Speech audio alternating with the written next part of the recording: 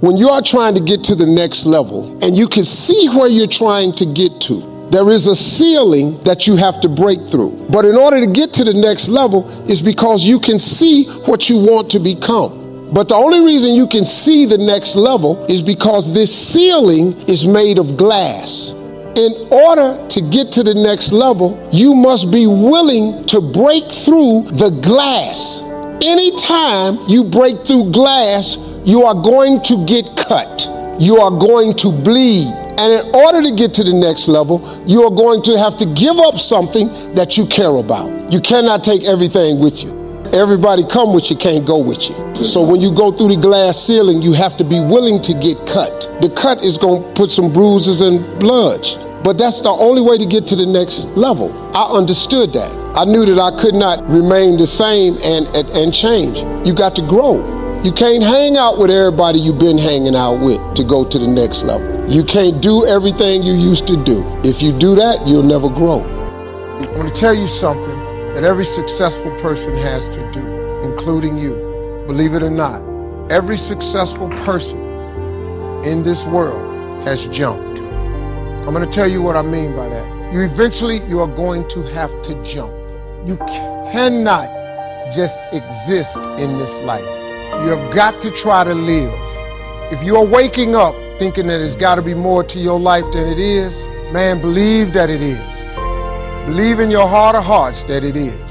But to get to that life, you're going to have to jump. You see people in life, when you're standing on the cliff of life, and you see people soaring by, and you see people soaring, going to exotic places, you hear about them doing wonderful things. Maybe you look up the street and your neighbor just gets a car every year, every 2 years. You know, how is he doing that? Have you ever thought, maybe this person right here has identified their gift and is living in their gift?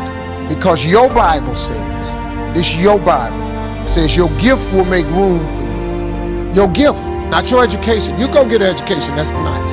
But if you don't use your gift, that education only gonna take you so far. I know a lot of people got degrees, man, they ain't even using it. It's your gift. But the only way for you to soar is you got to jump. You got to take that gift that's packed away on your back. You got to jump off that cliff and pull that cord. That gift opens up and provides the soar. If you don't ever use it, you're gonna just go to work. And if you're getting up going to work on a job every day that you hate going to, that ain't living, man. You just existed. At one point in time, you ought to see what living's like. But the only way to see what living like, you gotta jump. And here's the problem. I'm gonna just be real with you. When you first jump, let me tell you something. Your parachute will not open right away. I'm sorry.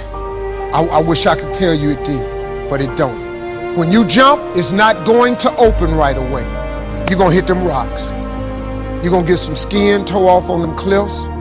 You're gonna get all your clothes tore off. You're gonna get some cuts on you. You're gonna be bleeding pretty bad. But eventually, the parachute has to open.